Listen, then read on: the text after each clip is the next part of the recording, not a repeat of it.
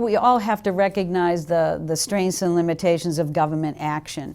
I think, if truth be told, my inclination is to recognize that at least in the U.S., most really good things start at the local level and work their way up to the state level and the federal government, because the federal government moves more slowly than local level, and you're farther away from people and their real needs.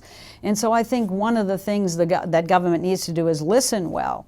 But here's what I think we can do at the federal level more effectively. We can speak to the science because it's complicated. And we do a lot of research, and we do a lot of translation of the science into what it means for people, so that the decisions can be made on the basis of real science and on the basis of real technical understanding. And we can evaluate those impacts and put choices out. Now, what you really want to do at the national level is send long-term signals. And those signals go to people in markets. Because the best thing EPA and other regulatory agencies need to do is set standards based on what we think the science tells us, the law tells us, and what's achievable. But those need to be long-term signals, because we don't deliver the solutions. We really don't. The market delivers the solution. That's why on things like climate change, we're looking at regulating the power sector to reduce carbon pollution. I am setting standards out to 2030 because the solutions are here.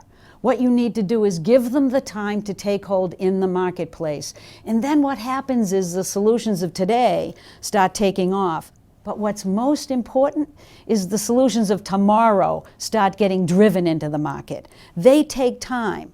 It's like being in a race, and the federal government, says what direction to run, and they shoot the starting gun, but the ones in the race become the businesses, the entrepreneurs, the people who are driving new technologies. That's how it has worked in EPA's career for 44 years at EPA, is we've listened to the science and the law, and we have let solutions take off in the marketplace, which is where the cheapest, most effective always win. That's why EPA can move environmental standards forward so effectively and grow jobs at the same time. And it's extremely important that I think everybody think about how they position themselves, at least in this democracy, to be able to turn it into economic viability and economic opportunities. And nothing lends itself right now more readily than the challenge of climate change.